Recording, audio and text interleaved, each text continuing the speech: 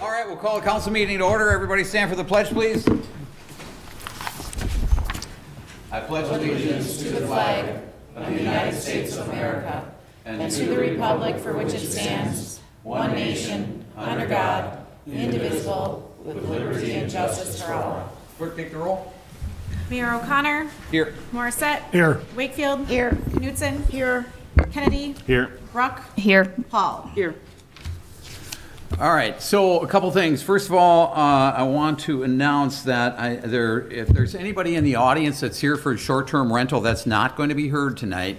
The language has not been completely set, and so we will take this up at our first meeting in June, which is Monday, June 2nd, and we will have the language, we'll have it on the agenda for that evening. So if you're here for that issue will not be taken up tonight, but certainly you're more than welcome to join us and stay here for the remainder of the meeting, if you so desire, or for any part of it, for that matter. Second, I apologize to this group for not being here for finance. I have not gotten used to this schedule where we start an hour earlier. So I'm sorry for that. Randy, I heard you did a great job. Thank you for that. It was wonderful. Phenomenal. Whoa, wow. Phenomenal. Uh-oh. Higher bar. No bad. All right, this is your opportunity. It's comments and suggestions from citizens present. It's your opportunity to talk about any item that is not on tonight's agenda. If you do have a comment, please come forward to the mic, to the podium, state your name, address, and try to keep your comments brief.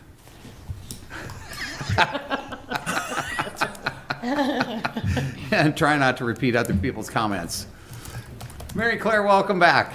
Was that directed to me? No. Thank you so much. Good evening, Mayor and Common Council members. My name is Mary Claire Olson-Potter, President of the Hudson Area Chamber of Commerce and Tourism Bureau. I'm going to be very brief with just a couple updates. So first of all, I just want to note the Hudson Community Expo. Even though it was 80 degrees out, we drew 1,540 folks to the high school for that event to visit with 109 vendors. We had over 54 crafters. We had a great day, so thank you to all who supported that. And I know Councilmember Morissette had talked about National Travel and Tourism Week a couple weeks ago, but we celebrated that, and as I visited each of the properties that week, they were all busy for the weekend with the upcoming UWRF graduation. There was a soccer tournament in town. There was still hockey, so that was great that they were all getting ready for that busy weekend.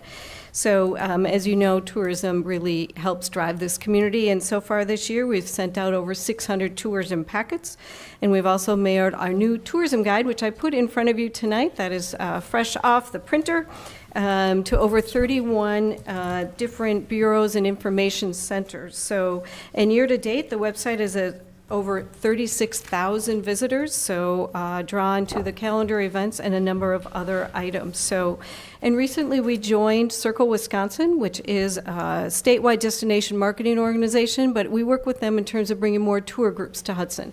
So both for overnight stays and day trips, so we're excited about that. So, and as you know, summer is a very busy time here in Hudson, and there's a lot of great events happening, and so we're really excited to work with you and promote those. So I also passed out, in the addition to the Discover Hudson Tourism Guide, also our new membership and community guide. This is a new piece for us. We pivoted from our previous way that we promoted members and through the membership directory, and this will get out into the community more, which will support the businesses even more. So if you have any comments and suggestions on either one of the pieces, please let me know, but I appreciate your continued partnership and our work together. Thank you so much. Very good. Thank you, Mary Claire. Thank you. Any other comments? Any other comments? Any other comments? Any other comments? Hearing none, we'll move on. It is Public Works Week, and in keeping with that, we have our proclamation.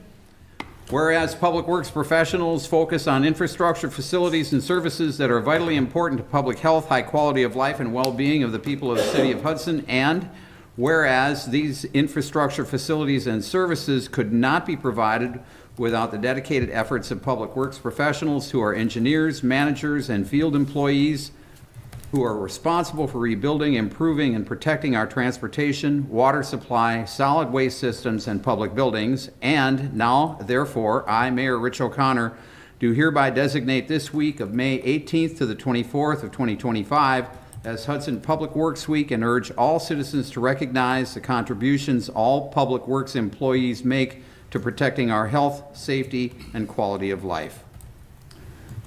So thank you all. Mike, thank you and all of your group and Public Works employees, as well as KIP and Public Utilities. We appreciate all the work you guys do. So enjoy your week.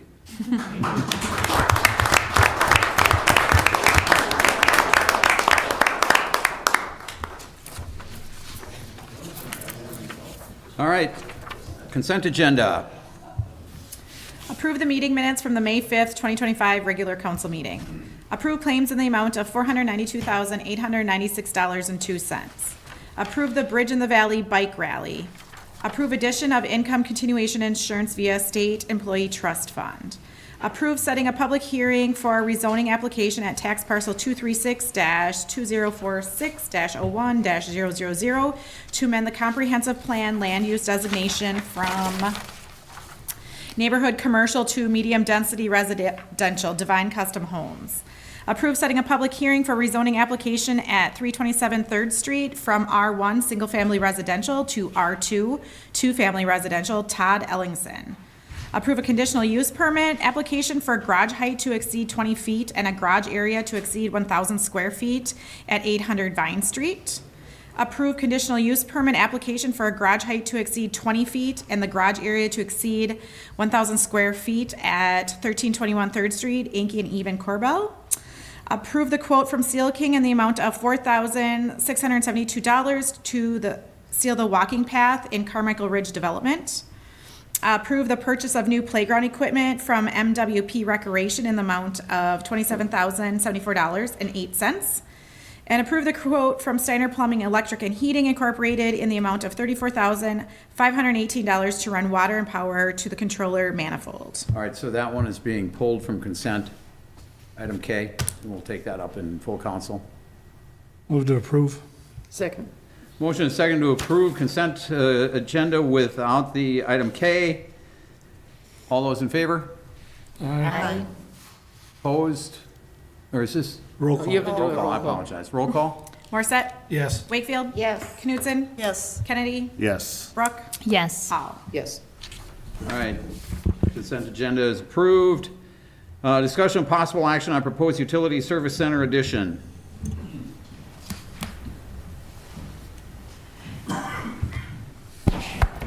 Hi, good evening, everyone. Kip Peters, Utility Director. Try to get this one here.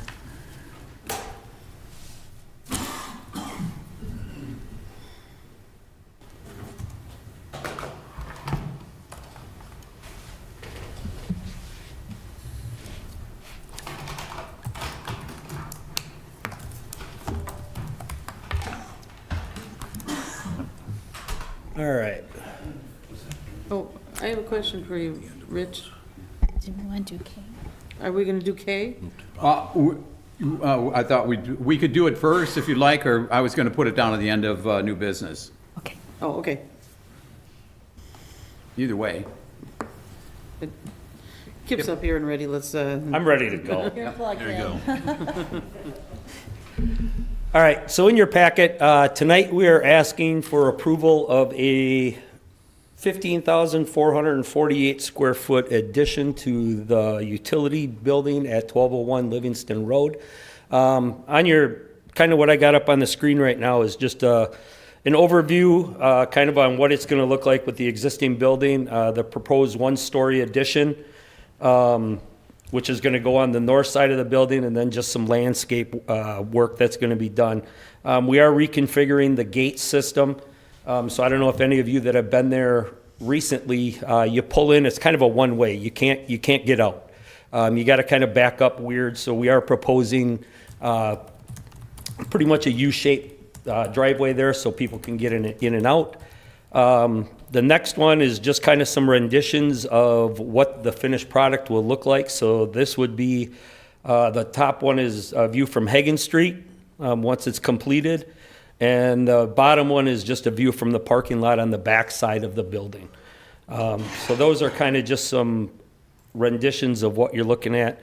Next, I will go to, in your packet, also on the issue sheet, I did put in there kind of how we progress through the Utility Commission on this project with different scopes. You can kind of see what the scopes were to start with, projected costs and different things like that.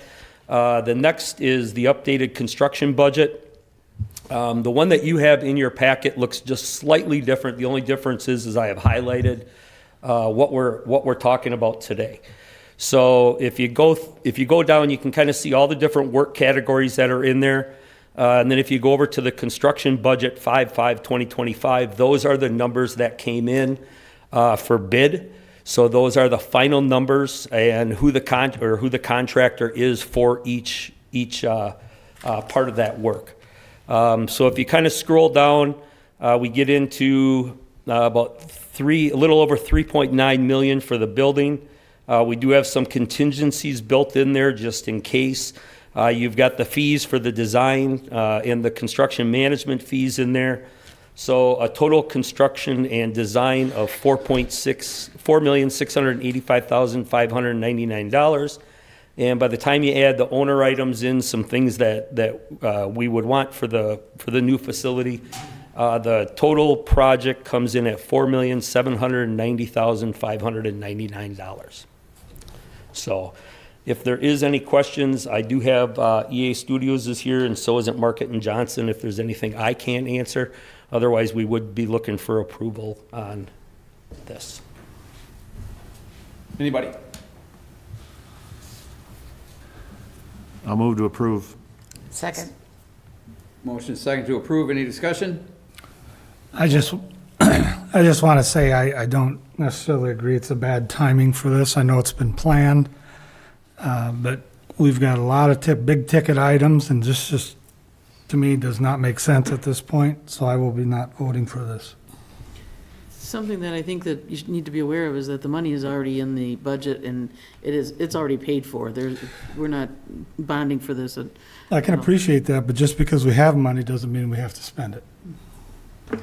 When we bought the building, it was assumed that we would need to do some major renovations in order to make it work. This structure should put the utility for the next 40 years.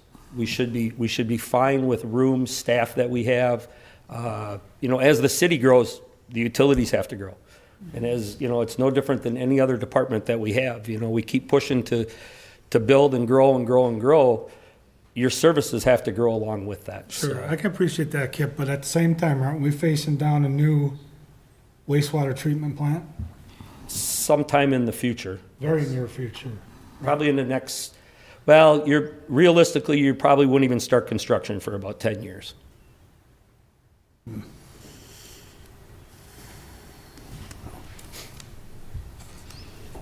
Anybody else? Well, I wanted to build on Joyce's comment, or have you, just for public's interest as well, you have accumulated money in a fund towards this project, and that has gone on for how many years, would you say? Since I've been here. Yeah. So 10 years. So your funding formula is different than what we do. You save money as a utility. You're allowed to charge enough that you can begin to accumulate funds to do these sort of big projects. Is that correct? Correct. Is that a fair statement? Yes. So you have the money for that capital. Correct. Whereas when we're faced with a capital project, then we're bonding. And I understand exactly what you're saying, Randy, that it's all happening at the same time. And it is our residents, our property owners. It's just that the property owners have been paying into this fund already for X number of years. And now, in order to continue smooth management of the utility, this has been the plan, was to Right. move forward. Correct. So did this plan have to be approved? I know that you wear several hats in both water utility and wastewater, or sanitary sewer as well as the water. Does this get approved by the Public Service Commission, the statewide agency, or not? No, the PUC, the Public Utility Commission, approved this last week to move it forward to the City Council. We did apply to the Public Service Commission down in Madison. We do need approval from them. Everything has been approved. I'm just waiting on the signed letter, which I was supposed to get last week. The director that's in charge of signing it has been out sick, so I'm hoping to get it yet this week. So the Public Utility Commission is our own residents that are Correct. appointed, and Councilmember Hall serves on it Correct. as well. But the other one is a statewide agency. Yes. Okay, thank you for the clarification. And just one last comment. I can respect everybody's comments, but you got to remember, over the last how many years that he's been raising this money, we've also gotten nasty emails complaining about how the rates of water and sewer have increased. And I heard that very loud and clear. So it's something to be conscious of. But I'm not going to support this. Great, get it done and continue on, but you're probably going to end up raising rates again just to look down towards this other wastewater treatment plant. At some point, we will have to look at rates for the wastewater treatment plant, correct? You are 100% right. Just to put it in perspective, Kip, how much are we looking at for a new wastewater treatment facility 30 million? in today's dollars? Probably in today's dollars, yes. 40 acres of land minimum, $30 million is the number that we're getting, Okay. today's dollars. And refresh our memory on what's in reserve. If this gets approved, what do we still have access to? Well, so this project actually is going to be split 50-50, 50 water, 50 wastewater. So we're looking at about $2.5 million per department. Currently, we've got just under $7 million in each department for reserves. We're required to carry so much just in case, a water tower falls over or whatever it might be. We need that reserve in order to pay for this. So by the time we're done, we're still going to be over, we'll still have $4 million per department. Per department, yep, okay. Anybody else? All those in favor? Aye. Opposed? No. Motion's approved. Thanks, Kip. Thank you. All right, the next two items we're going to hear, but we're going to lump them together for a vote. Item B, discussion possible action to approve the bids for Public Works and Police Department facility renovations. I'll take it. So I'm going to invite Dustin Phillips from Kraus Anderson up to the podium. Kraus Anderson has been the construction manager for both the Public Works facility and the Police Department renovations, the buildings that we just recently purchased last year. So obviously, as you all know, we went out to bid for the renovation of those two projects. Bids came back in our favor. Dustin's going to run through them and then answer any questions that you may have. And then I think Sean Ellers is here to go on to the next portion. Yes, so for the we'll next kind of one, lump them yes. together like the mayor said. So Dustin, come on up.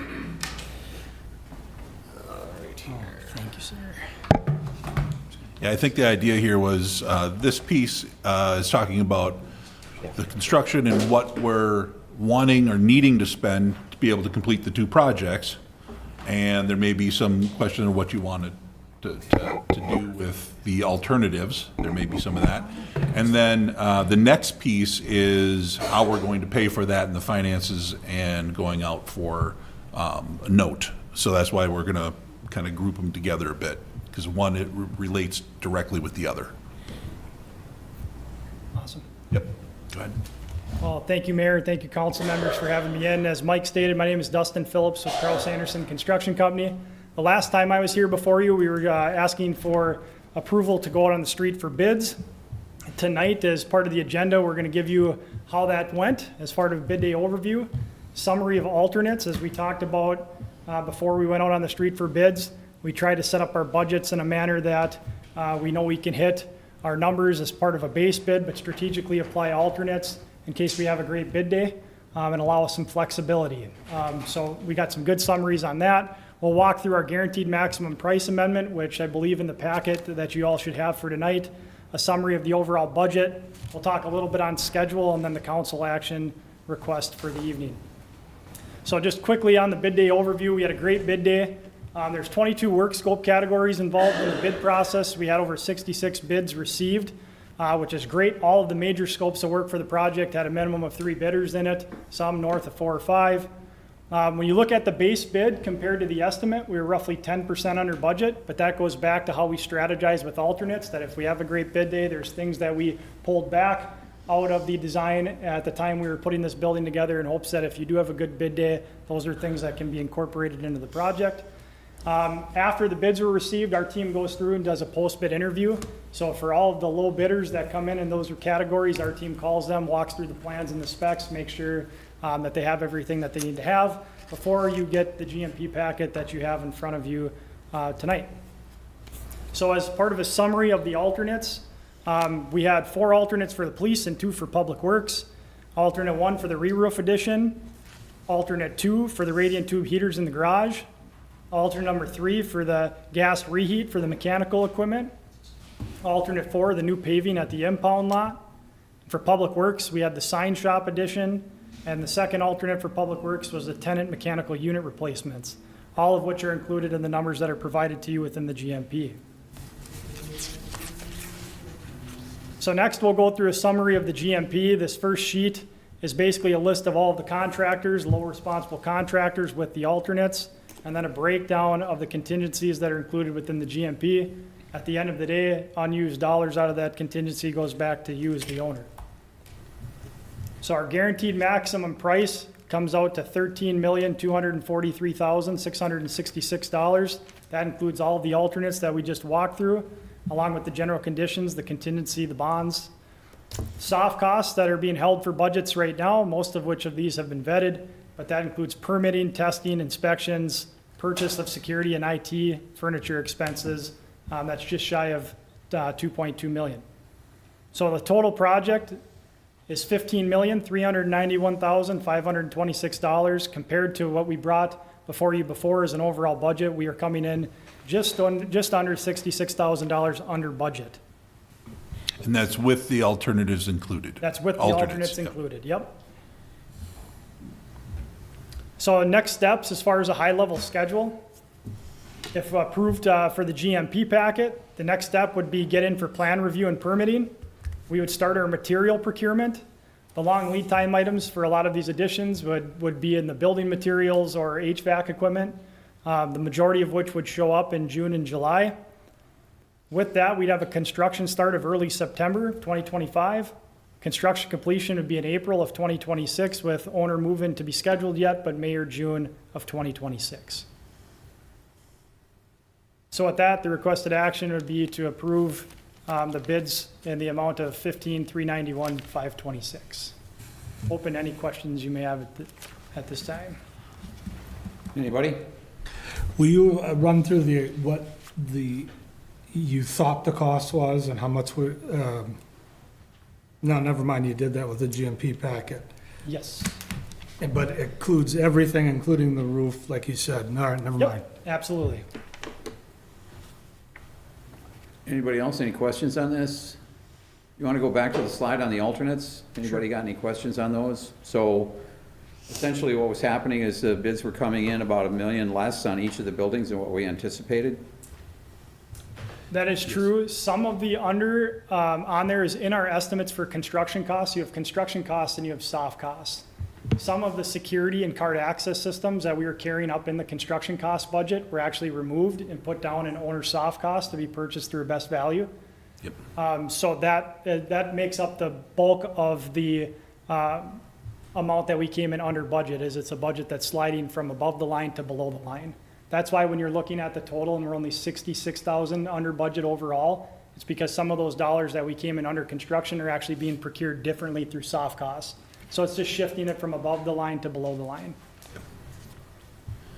So essentially, with like the re-roofing and that, these are all items, including the sign shop, that we took out to try to get the entire budget to what we thought we were going to need. Yep. We were lucky to have bids come in at 10% less. I think had it been bid 6 months ago, we probably would have seen the full effect of whatever the bid process was. I think there's a lot of changes that are happening out in the market right now. We were fortunate to get 10% less, which allowed us to put the stuff that really should have been included, like to re-roof the PD. It's a 20-some year or 24-year-old roof, or on the PD, 24, 25-year-old roof on the PD that, well, you're gonna do all the construction within the PD, you have to have a good roof on it, but we were figuring, well, we could probably push that off a little bit. Yeah. So there were things that we looked at that you really should do as part of your construction, along with the sign shop. We really wanted to get everything centered over at that location rather than disjointed, but in order to save a little bit of money to be able to get the costs under what we were expecting to have to pay, we took certain key elements out, right? And they were still gonna have to operate that out of a couple different buildings. This allowed us, surprisingly, to come in to what you were expecting to pay with all of those alternatives worked back into the system. So I don't know if when you look at these on any other project, I don't know if you'd consider a lot of this stuff true alternatives. You need a roof, you need to operate with the, with the rest of the pieces, but we're just doing things to try to stay under a certain level, right? I think we're fortunate that it came in the way it did. Yeah, I would say to Brent's point, the majority of the items that you're seeing up here on this list were actually value management items that in order to try to hit our budget back during design, we had strategically removed these and put these as alternates just to make sure that when we got to bid day, we have some flexibility so that you're not just banking on a low number, but that you're planning smartly. And in this case, it played out in our favor. Right. I wanted to comment on the two alternates that were under the Public Works building. As you had mentioned, the nickname is the sign shop. It actually is where our traffic signals are worked on. It's actually a fairly high-tech procedure. A couple of key employees that work there. And if we had not made this addition and brought them to the O'Neill Road facility, they would still be working at what we call the West Garage down on 2nd Street near Lake Malibu. And that's not our goal. Our goal is to have everyone working together, same facility for training, just break room time together, have your lunch in the same facility. And also that does free up that property that the city could potentially Now we have options with that property where we wouldn't have had them before. Yes, because the police impound lot is adjacent there, also the cars. So that'll be moved eventually. So that does free up an opportunity for potential redevelopment on that property and also achieves our goal that all of the public works staff does work together. And then just to point out again to the public that might wonder about the phrase tenant mechanical unit. So the building that the city purchased is still there is a company that is operating out of that building that has a long-term lease. There's been negotiations when it was first purchased about we're their landlord. And so they used part of the building. And we decided to go ahead. This alternate would provide new HVAC for them, rooftop things to keep their part of the facility operational and comfortable for them. They do pay substantial rent to the city. So we are actually sharing that building with them until that lease runs out or whatever the future might bring. So just to clarify those two, and I think it's great that we're able to do that. I'm very pleased about the cost. I have a question as it relates to tariffs, and I understand that they are tentatively on they're on a 90-day pause. But are there safeguards for us as we're looking to get products, if they're coming overseas or anything like that? There are safeguards built in. Some of them are the fact of the pace at which we're moving, right? The goal would be to get under contract with these vendors as soon as possible and start the procurement timeline. If they have the ability to get through the submittal process, which is right after contracts are issued, when we issue contracts out to all of our subs, they will immediately have to go through a submittal review process. So they'll submit their products that they're planning on purchasing. We'll go through a review to make sure that's in compliance with the plans and the specs that we've gotten from our design teams. Once we review it, it goes to the design teams for a cursory review, and then it comes back. Once that's approved, the contractors then can order their materials. As long as they're able to order their materials and procure them in advance of tariffs going into place, then we wouldn't have to worry about those increases on tariffs.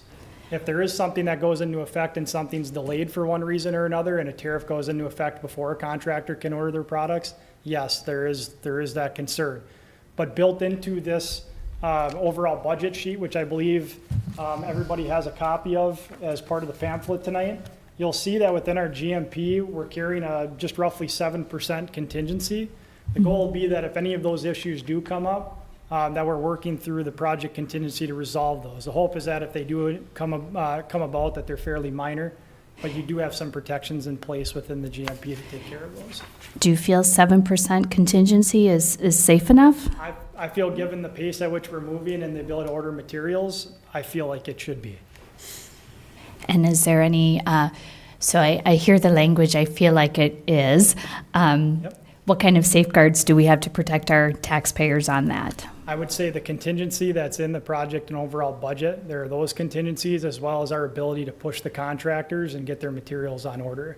We've also looked at the ability for some folks that may order materials like back during the pandemic, you couldn't go get it off the shelf, nothing was stored anymore. So everything had to be placed on order.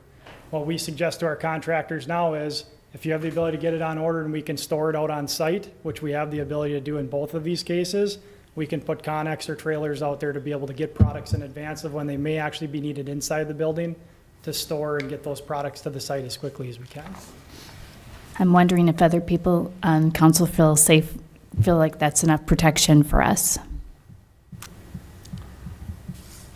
I don't think you can ever predict it, so it's not unique to this project. I mean, it's, there's no 100% guarantees on anything, so it is a concern, but again, these guys have built through pandemics and tariffs up, tariffs down, so. Thank you. I'll move we accept the bid for the Public Works Police Department facility. Well, we're holding off on that right now, Randy. Why? We're lumping There's two them. resolutions, there's one resolution. We're right? gonna hear the next part first. I think you should hear where the financing is before we get to that piece. Yeah. So I do want to have one question, just for point of clarification, I guess, point of interest. What is the life expectancy of a roof? I'd have to look at the specs, but it's like any typical roof in the commercial industry is about 20 years. You can get 30-year warranties or some that are north of that. I believe in the case of this facility, I believe it's a 20-year roof. Yeah. I'm getting the nod, so. And it's already, I think, at age 24 or something, but 20 I guess it was in decent shape enough for that. That's why we put it as a contingency. Yeah. Yep. Okay, anybody else? Okay, thank you. Thank you. Discussion possible action on resolution 15-25, providing for the issuance and sale of general obligation promissory notes, series 2025A of the city of Hudson, Wisconsin.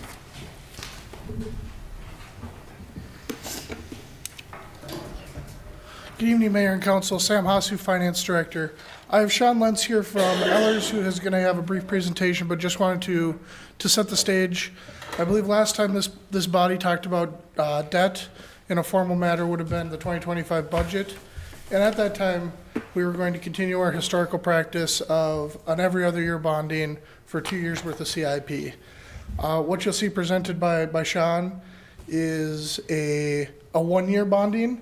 The reason being, it keeps us under what's called the bank qualified limit of $10 million. The advantage to staying below that bank qualified $10 million limit is we pay a lower interest rate. Typically that discount is in the neighborhood of 0.25 or 25 to 50 basis points, Sean? Correct. Which for those who are not bond speakers is 0.25 to 0.5%. So going with a 1 year bonding, and then we would plan to come back in 2026 with a 2 year CIP bonding. So really this year, because we're building in the CIP and the two building projects, we wanted to stay below that bank qualified limit and get us a little bit lower interest rate. With that, I think that kind of sets the stage for what Sean will present, which will include both the CIP for 2025 and the two capital projects.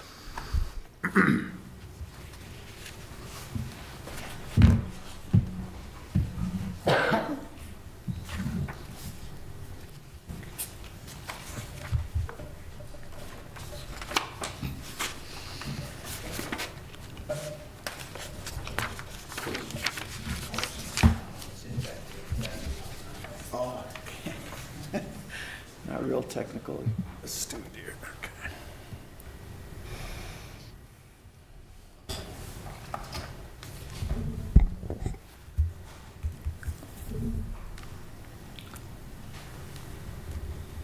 All right. Thank you, Sam. So based on the numbers that the council just heard, we've been working with Brent and with Sam and Mike on putting together the finance plan. I'm going to go through this. If the group has questions as I go through, I'm certainly fine with you guys asking them as I go through. No need to wait to the end if you got something on your mind.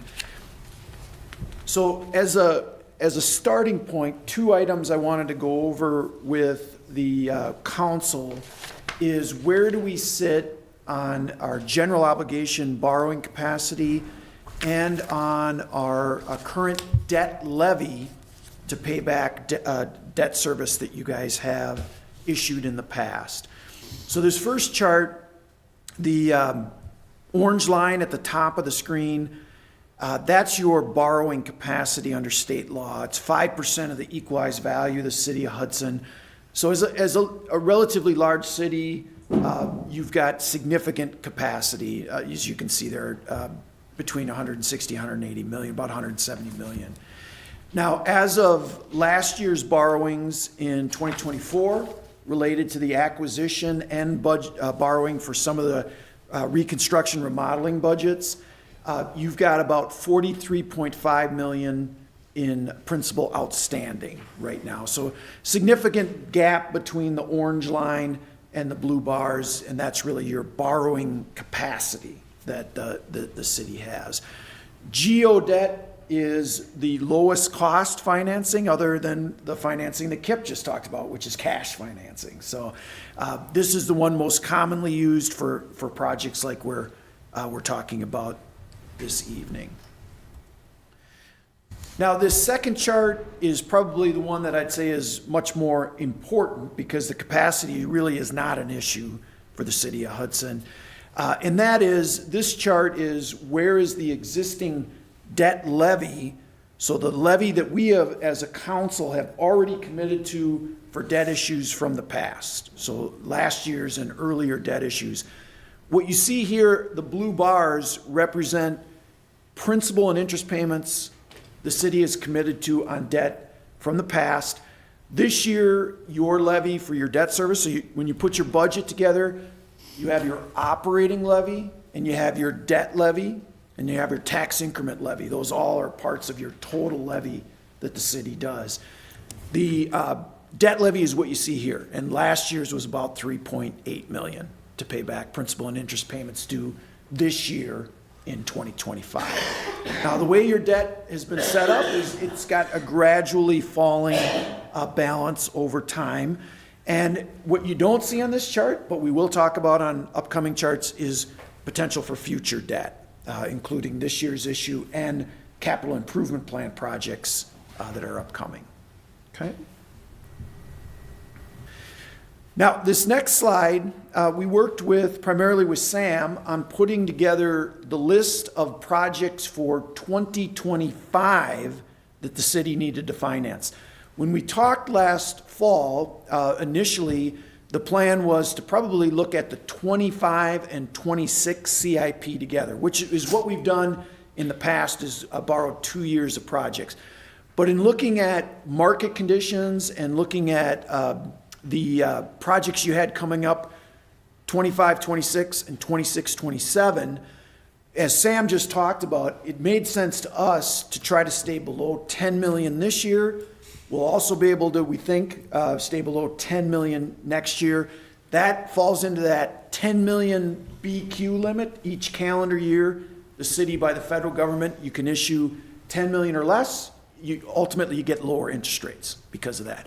So in looking at the strategy, instead of doing the 2-year CIP financing this year, we'll do 2 years next year, 26 and 27 together. And then on the top of the list is the police and public works renovation. This is the budget that we need to borrow for this year that was not in the borrowing last year, which had a remodeling budget in it and the acquisition price in it. So this is the net amount, in talking with Sam, that's needed to bridge that gap between what you just heard about in the last presentation. Okay.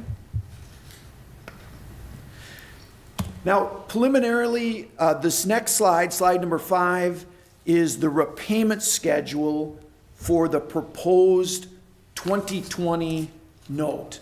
So under Wisconsin statutes, the maximum term over which we can issue general obligation promissory notes, general obligation debt is 20 years. Has to be paid back in 20 years. We also take into consideration the useful life, and so the useful life of the assets being financed are also being considered. In the useful life, it's either going to be paid off in earlier, some of the equipment will be paid off earlier than the 20 years, but the biggest projects will hopefully have a useful life of at least 20 years, if not longer. And so the 20-year repayment term certainly makes sense. The interest rates we're using for the discussion this evening are about 0.5% or 50 basis points, just like Sam was talking about, above current market conditions. The current market, we just did a sale today for a community closely a little bit lower rated than Hudson. They got a bid on a 20-year general obligation issue a little bit over 4%, like 4.05. So we're right in that ballpark. For the group, what did we get last year on the 20-year debt? Was about 3.75, 3.8% on the 20 years. So there has been some increase in interest rates, but when we look at it, say like over a 30-year horizon, where have interest rates been over the past 30 years? We are right in that middle area, for average area of interest rates on a 20-year issue like we're talking about right now. We're not at the lowest point. Back in the 2020 through 2022, interest rates were around 2% then, but we're certainly not at the highest point where they've been up above 6%. So just to give you a sense as to current market conditions. Now, the next two slides would be the impact of the new financing, again, just below that 10 million amount. The blue bars represent the borrowing capacity, and the orange, kind of light orange bar above it would be the impact of adding the new debt. So as you can see, we're still well below the state's limit in terms of borrowing capacity. The next slide, though, is the one probably, again, more meaningful, the impact on the debt levy. So when we add the new debt from a couple slides ago, paid back over 20 years, the 9.99 million, and we add that debt service over the next 20 years, this year, the city had a total debt levy of all your debt, all your general obligation debt, about 3.8 million. We're estimating that payment next year, budget fall of 25 for payments in 26, be somewhere in the range of about 4.34 million for principal and interest payments on all of the city's debt payments due in 2026. And you'll see it kind of stays at that level and then gradually falls off over time going forward. Now the next slide is just a look at, again, One quick thing. Can we back up one and just maybe explain or detail that this does not include any growth of the city, the equalized value going up, right? Yeah. Thank you, Brent. Just so that it's obvious that this isn't including any growth of the city. This is current equalized value and everything being paid off on that basis. Right. What Brent is referring to is, so if everyone's looking at the chart, the left side of the page is the total principal and interest debt service payments, and that corresponds to the bars, the blue bar and the orange bar on top. The right side of the chart projects the mill rate, equalized mill rate for debt. And the projection we used here, you see the line kind of just rests right on top of the debt payments. The reason it does that is it currently is showing no growth in the city in the equalized value. So how do we determine the mill rate for debt, the equalized mill rate for debt? It is that annual debt levy for the total debt payments you have to make divided by the equalized value of the city. If your value stayed exactly as it is now over the next 20 years, this is what that red line would look like. It would gradually fall as the payments fell. But what we'll likely see is as the city grows, that red line could actually be below the bars because the growth is at adding value and you're spreading your tax payment over a larger value in the city. What's our annual growth in tax value each year? Last year is right around 2%. We've seen as much as, well, Mike's back there, about 14% at one time or another, depending upon what projects and new projects you have to grow the base. So what's projected for the next couple of years?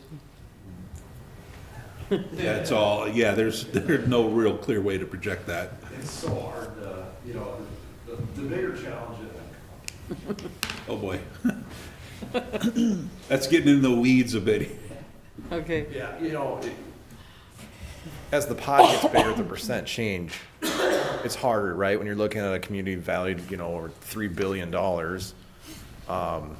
you know, we can add $80 million in projects, but that percentage is gonna be a lot less, but the values will go up incrementally. So it's gonna depend on what big projects happen, what developments occur, the timing of such, and none of which is guaranteed, obviously, right? Well, and it's So- also dependent on whether or not they're tax exempt or not, because like the high school project was a big project, but it didn't add to the tax base in the city. Right.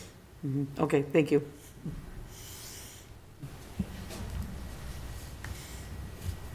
Okay. So this next slide is really focusing in, I'm going to go real quick back. If you look at year 25 and 26, you'll see that that light orange color is the increase in the levy. And so we wanted to give you a rough estimate of the increase on different property values in the city. So if I owned a $300,000 property in Hudson, and everything stays exactly the same except we issue this new debt and it adds that additional payment from the last slide. My taxes, everything else stays the same, the value of the city stays exactly the same, the operating levy of the city stays exactly the same. So it's just focusing on this debt increase. My taxes would be about $49 more. The total levy of the city, so again, your operating levy, your debt levy, the TID levy, all those things, that, and we add in this new additional debt levy for the financing that we're talking about today, the increase with no other changes would be about 4.1%. And what would that 4.1% approximately mean for me in my $300,000 equalized value property? About a $49 increase. Okay, and then you can see the other property values between 300,000 and 700,000. 4.1 on the existing, on top of it. 4.1% above the levy that you approved last fall already. Yep, exactly. Yep. So when you think of it, we're starting the budget process right now. You know, this is going to be an additional 4.1%. Yep, if this is approved today, that's the change that we're starting the budget season off with. So, and a caveat on here, of course, is that this is existing debt and the debt we're talking about this evening. We still have down the road, as Randy pointed out earlier, we've got some big ticket items, some of which are going to add to the debt service. And so this is not incorporating any of that. And some of that would have to do with CIP on our regular cycle of our bonding. Yep. Okay. And Mayor's, that's a perfect segue into the next couple of slides. So this, what you see here is last year to next year. Now the next couple of slides, just to what the mayor talked about, is the 26 and 27 CIP. So this is the list of projects that you have in your current CIP. And then 28 and 29. So if we stay on our plan of a 2-year borrowing starting back next year, the borrowing would be 26 and 27 together, probably around this time of year next year. And then the following year, 28 and 29. Now there's one big variable in that 28 and 29. We've included it here. I believe there was a discussion about the rental that you guys have in your earlier discussion about the project, the part of the Public Works building that you rent.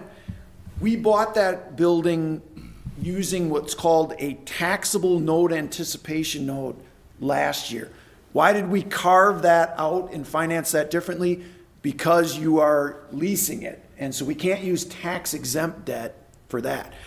What we're assuming here, and we'll have to keep an eye on what happens, is that in that 28, 29 window, your current tenant decides, and they can under the lease, to say, that's it, we're done, we're not going to rent the space anymore. So what that would mean at that point is that space is available to the city to use for governmental purposes, and then that would be the time to transition the short-term taxable debt that we have outstanding. Again, we have to do it, we had to do that taxable because it's a private business purpose. It's not a government purpose to lease the building out to a private entity. But we would transition it at that time. Now, if for some reason, I think they could do another 5-year extension, Mayor, if I remember right, that they have that option. If they were to do that, we would not do this probably at this time. We would extend it again and then maybe refinance it at a later date after that full term of the lease you have with those, your current tenant would be up. Right? But that would be refinancing, not taking on brand new debt. Right, but the one element that is out there is right now, this debt, we have interest payments that we make on it each year. Those interest payments are being covered by the tenant's payments to the city. Yes, okay. If we transition it to a public use, then it's your debt, and we have to pay for it at that point. So.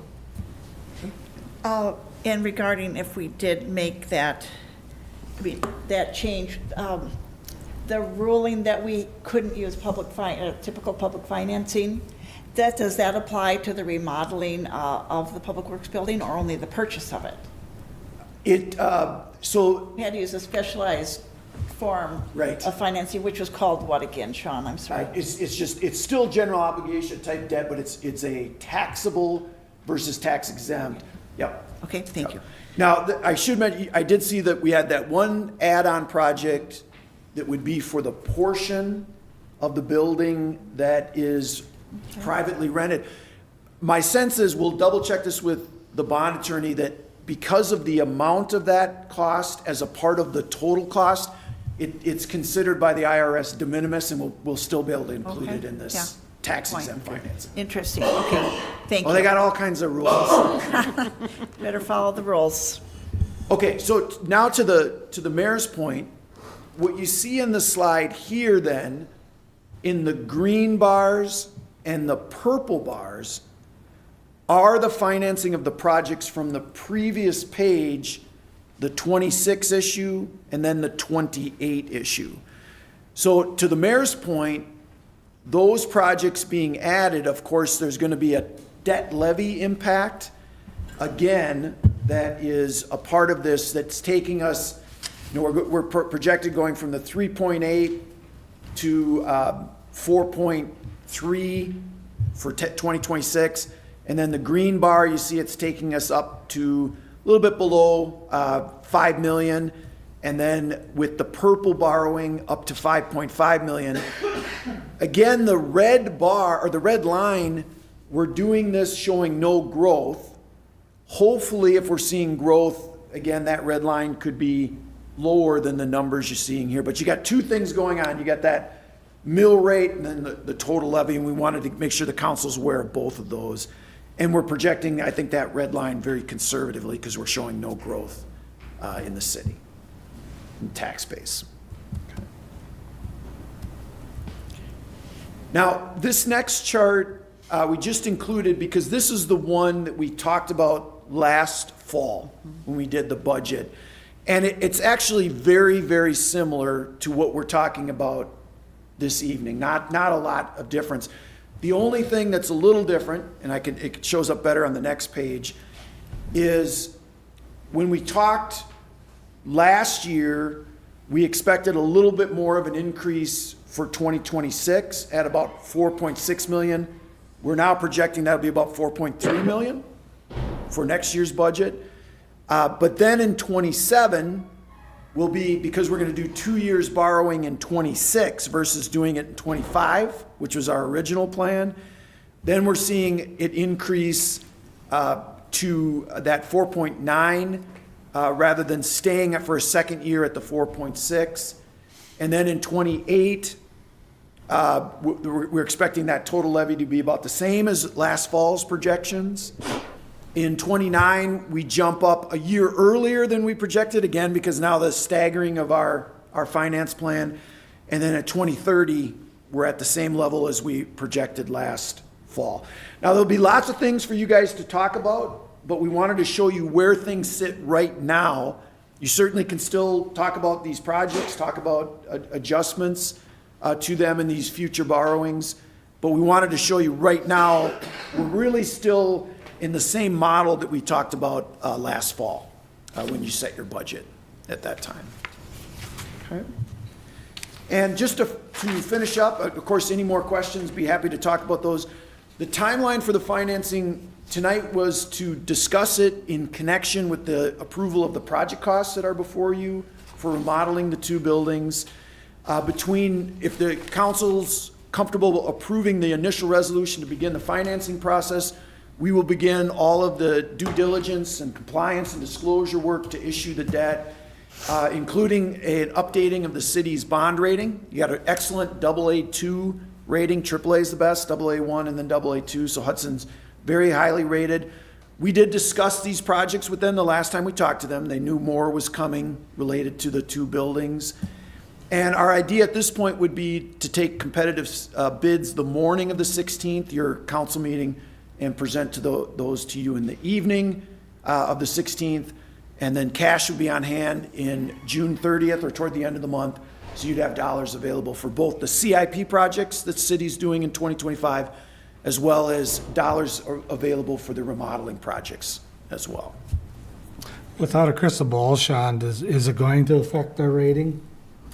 I think we laid some pretty good groundwork with them that when they were considering the rating last year, Randy, when we did those financings, that we were letting them know we had these other steps that were still to come. So I'm feeling like we're going to still be at that same level, that AA2 level. Okay. Yep. How have interest rates fluctuated in the last year? So they've been on I'll reference that 30-year chart that I talked about a little bit earlier. They've been on a fairly gradual increase, and then there was a pretty significant pop-up with the first announcement of the tariffs. And so we got two things going on. There was that uncertainty about what the effect of the tariffs would be. And then the other factor is, as you know, the federal government's got a lot of debt, and they're going to have to refinance their debt. All interest rates seem to be kind of tied to the U.S. Treasury note out there. And whenever there's political concern, there's concern about who is all out there as buyers of the U.S. Treasury. And if there's less buyers because of strife between countries, then there's less demand, and that drives up interest rates. So there has been a spike, but we have been seeing the last couple of weeks, interest rates on 20-year debt right around that 4%. We have not seen a second spike up. It was just that initial spike. Yep. Thank you. Yep. Anybody else? All right, Sean, thanks. You bet, Mayor and Council, appreciate it. How large was the spike that, when the? 25, 30 basis points up. Yep. It kind of seized up the market for a couple of days until everything kind of settled down, but there was that initial significant jump. The economic uncertainty that changes and so on might affect our rate, but I think it also got us a good bid day. Because there's a lot of people who are retracting or holding maybe on a project, whereas we've made this commitment, already purchased the buildings, now we need to make them usable for our staff, and so we're in a position that we're going to get the benefit of that, having contractors looking for work. So those bids really were very favorable for us. I did want to mention one other thing for the council. I think you guys are aware of this, but the financing, should we approve a bid on the 16th, that would be on the 20-year proposed issue. That will be locked in then. And we'll have, the first 8 years would be non-prepayable or non-callable. The last 12 years, the city would have the option. I should have talked about this earlier. So what I wanted, because the discussion about the interest rates, let's say we locked in on the 16th and then rates really went up thereafter. That wouldn't affect this year's financing because you guys would be Yeah. locked in. It would affect our 26 and 28 down the road. But once you approve a bid, you've locked it in for 20 years unless the city makes action in year 8 or later to refinance the debt. So I just want to make sure you guys are aware of that.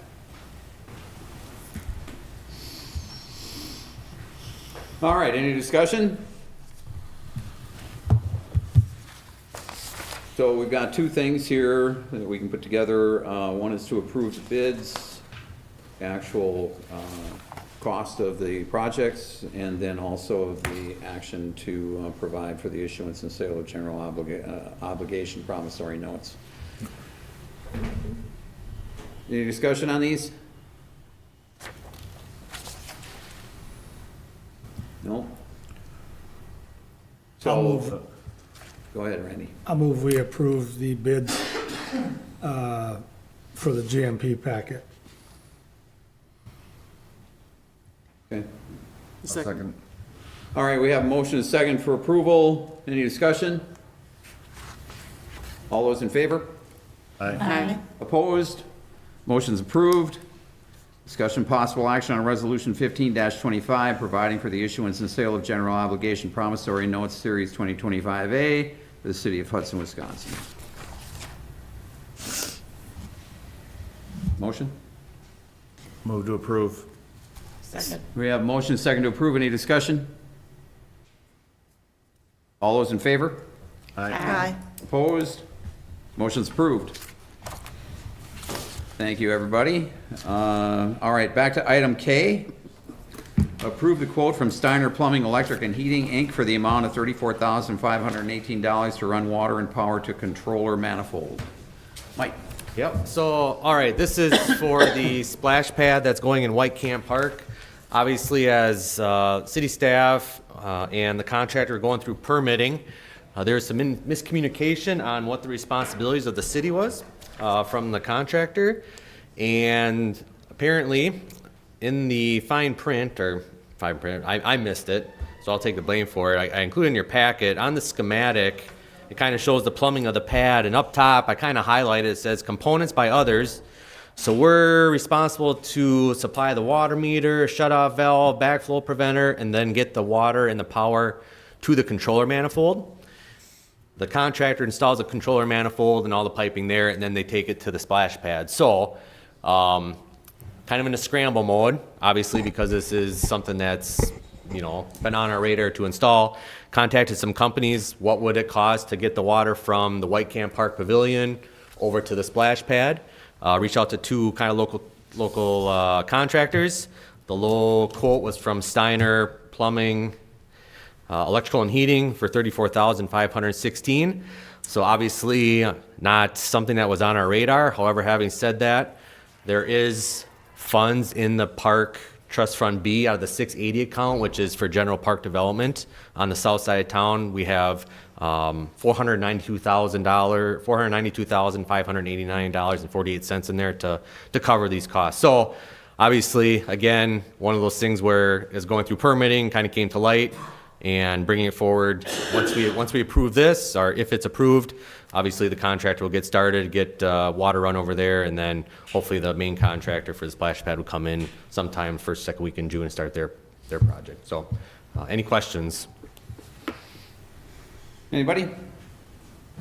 You have a motion? Move to approve. Second. Motion and second to approve. Any discussion? All those in favor? Aye. Opposed? Motion's approved. Thanks, Mike. Thank you. All right, so we have department head reports. Hudson Area Library. She was, Last meeting, right? she is out ill, but, That's okay, all right. yeah. Clerk report.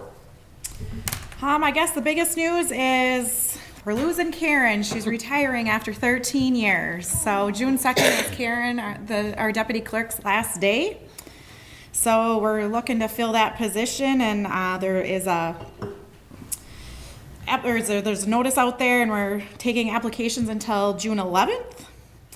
And then we have EP Rock coming in at the end of the school year, coming to City Hall, taking a little tour. So we're getting ready to do a little mock election for the kids. Okay, it's fun. Cool. So that's about it. Okay, thank you. Questions, anybody? Finance report, Sam. Hello again, Mayor and Council. The audit, the April 2025 finance report, the audit fieldwork is now complete. We're waiting on one number from the Hockey Association, but other than that, we plan to have financials in front of council at the next council meeting, unless anything were to go awry. As Sean just reminded me, the work is just beginning now, and the real work begins on the 2025 bond offering. So continue to work on that. And then exciting news that we filled our accountant position. 2 people are really thrilled about that. My wife, she'll see more of me, and my doctor, as my blood pressure will go down a point or 2. Upcoming items coming up, as you'll see later tonight, the 2026 budget is kicking off, and you'll get some homework as well as myself. So stay tuned. Thank you. Sam. Anybody, questions? Okey-doke. Police calls for service.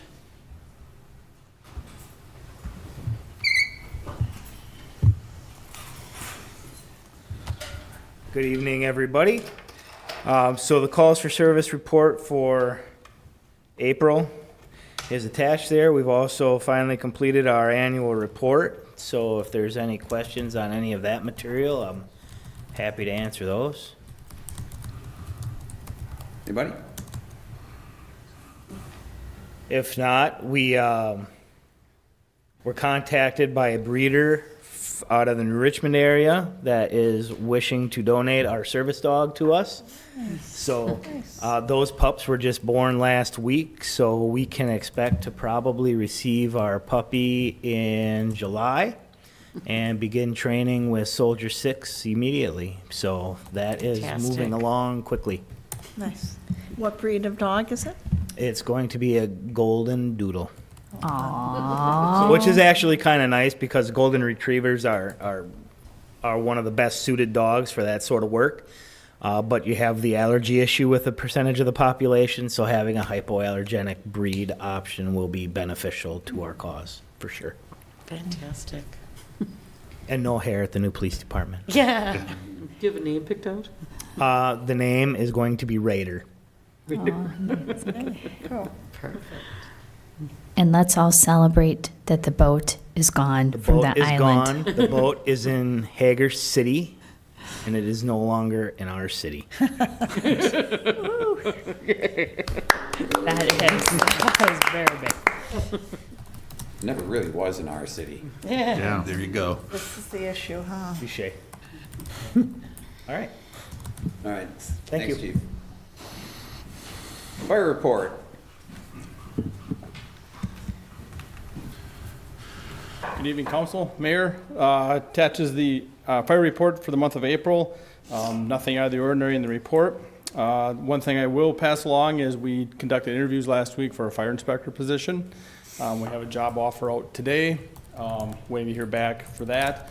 We had 12 applicants. Of the 12, we had 4 qualified candidates that we scheduled interviews for. One withdrew prior to the interviews. We interviewed 3 last Thursday with police and fire. All 3 are very highly qualified for the position. And like I said, we made an offer today to one individual. Hopefully we'll hear back tomorrow on that. And that should be filled. So that position will start July 1. Excellent. Great. So. Okay, anybody? I have a question for you. How are we doing on the liquor license fire inspections? The last holdouts have scheduled for this week, so everybody will have their initial inspections done this week. Does not mean they'll be in compliance, but they will have their initial inspections done by the end of this week. So then we will work with getting them to be compliant by the time they need to be in June. Okay. So. Great. Good work. Thanks for all that effort of getting people. Well, not just me, the clerk's office did a lot of work. No, as I'm well, looking so. at Becky for sure. Right, lots of phone calls and reminders. Lots of and- phone calls. Yes, So, okay. All right, there we go. thanks, Drew. Public utilities.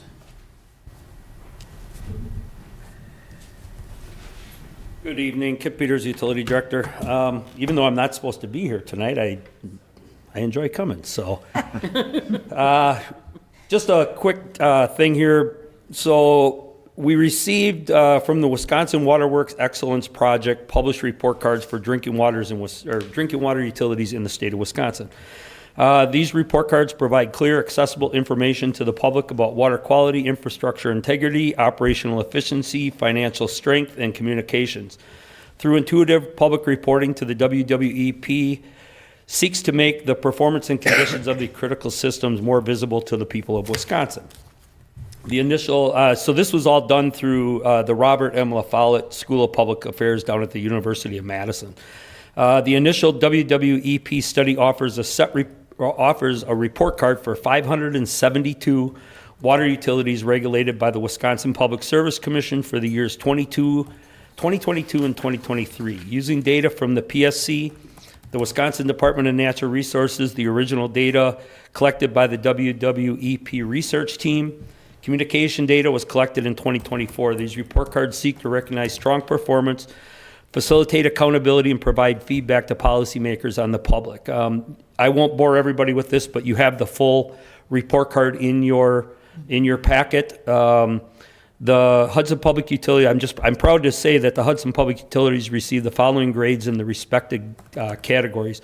Water quality and health, we received an A of 96.2.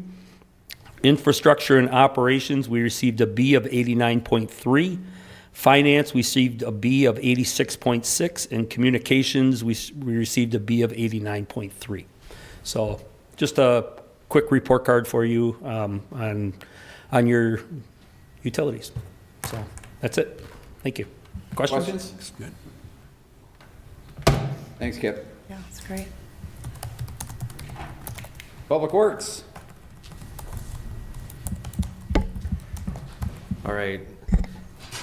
I have some very important news to share with all of you and the residents of the city of Hudson regarding hauling of refuse and recycling. So, Waste Management, our hauler, contacted the Public Works office a couple weeks ago and informed us that they are changing their hauling schedule, specifically for residential pickup of garbage, okay? And so I forward you an email communication from our senior account executive that explains the change.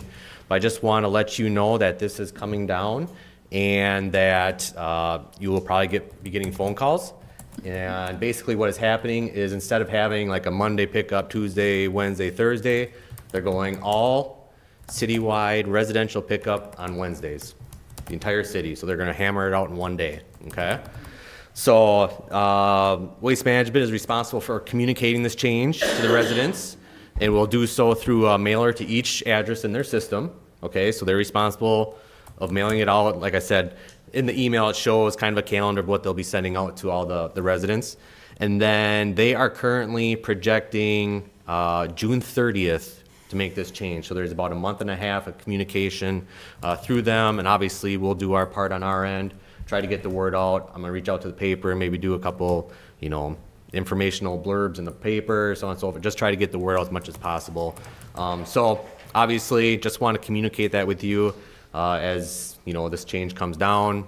I'm sure you'll be getting questions, and that's the reason. So I just want to let you know all that. Okay. Any questions on that? Will the recycling be moved to the, to Wednesdays as well? So every other Recycling Wednesday? will stay the same. So if you have Monday recycling, it'll stay on Mondays? Yep. Okay. Yep. So, okay. So look at your emails, and there's some more explanations in there. Sarah, did you have a question? Sorry. I'll read it closely and I'll circle back if I do.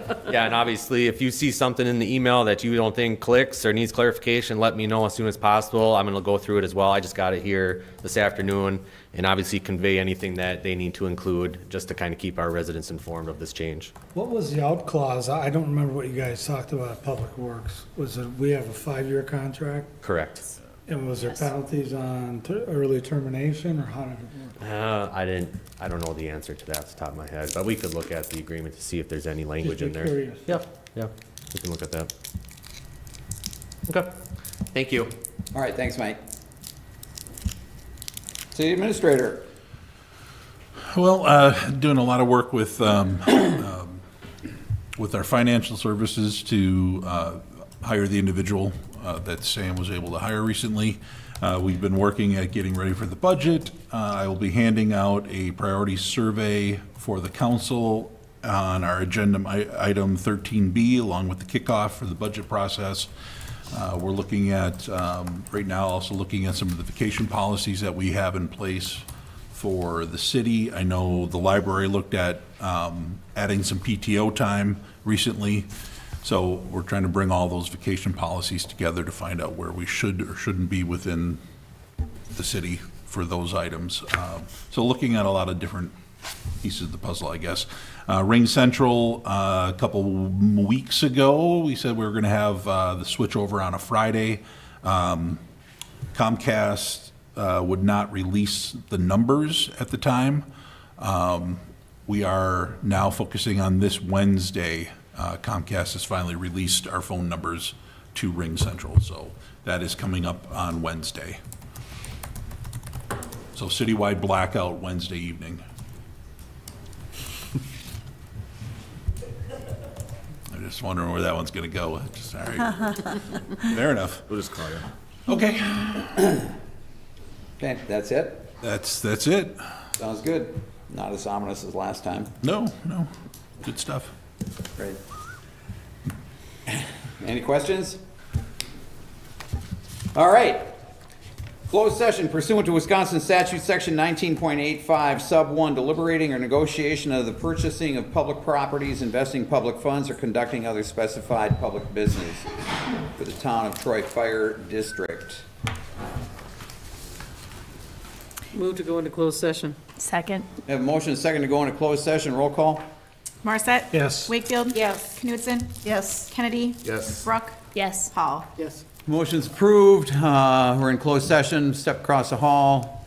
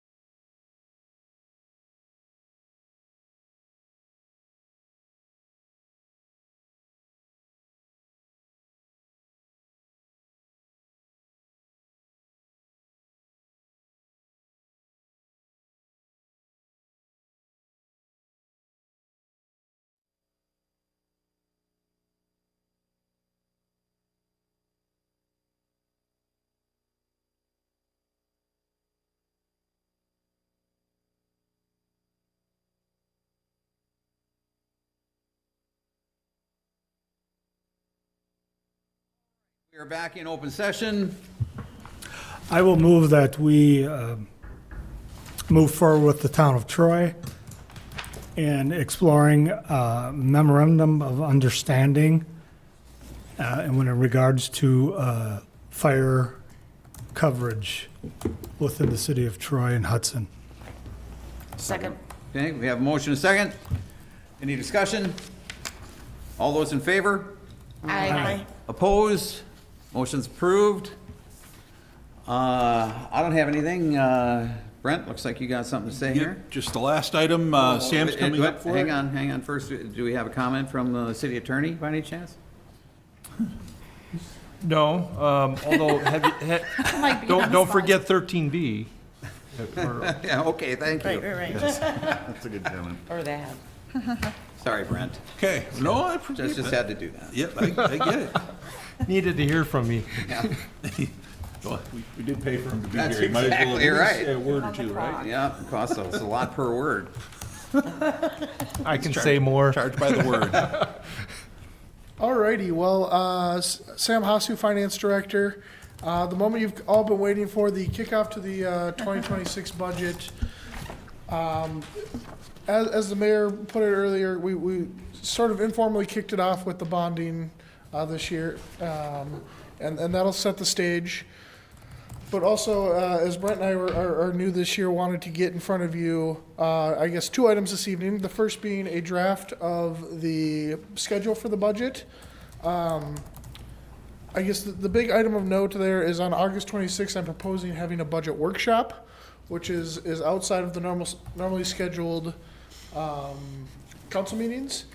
This would be a 2-hour discussion of the questionnaires, which we'll get to in a minute, and then also probably a first look at the operating budget for 2026. The goal would be to have it be an informal discussion where council's asking me questions and Brent the rest of the group questions if I don't knock the microphone down. And we can really dig into that first look at the budget. In discussion with the mayor today, we also are contemplating probably a look at the CIP for 2026 and 2027, and maybe another work session there to really dig into those, but that's TBD. Getting to the next item, which is the questionnaire that's in front of you. This is an overall budget questionnaire. We're going to ask council to fill out and return back to either Brent or myself. Probably myself would be the best option, Brent. That's fine, yep. We will then aggregate the different opinions from everyone on council and present it probably at the budget workshop.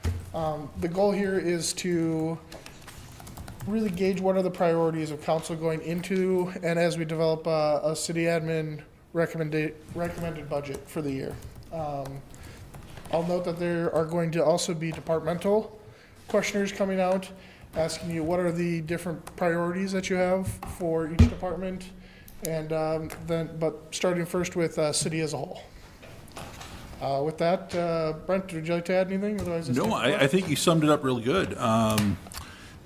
Just maybe I'll just point out 2 questions on the questionnaire real quick. Item number 3, it is a summary of essentially where you want to spend your dollars. $1 should total up to 100 cents by the time you're done with it. You see 114, you guys overspent.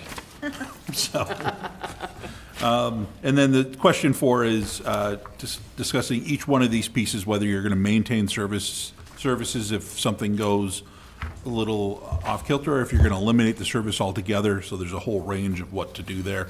And it does come together. We'll be doing this every year. It's a similar survey that I've used in the past, and it really comes together when you're able to compare this year of what you looked at compared to last year and the year before. So please fill those out. Take your time doing that and get them back to us. We're talking about by either the next meeting or, I guess it doesn't matter, by the 16th of June, please get them back to Sam before you're, okay?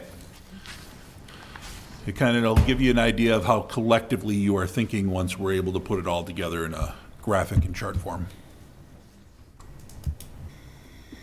Okay, anybody else? Anything? I just have a quick question. I'm totally good and like the idea of us being involved like that. With respect to the meetings, the extra meetings, I would just ask that we would maybe do from 4 or 5 o'clock on, so that vacation time doesn't have to be incurred. Certainly. Okay. Anybody else? You have a motion? I'll move to adjourn, but I forgot, let's give a round of applause to Jeff in there. This is his last meeting. He'll be filming us. What? What? Jeff? So congratulations on his. This is your last meeting with us? Oh, no, we'll miss you. Oh. Well, that's too bad. Thanks for giving me employment, guys.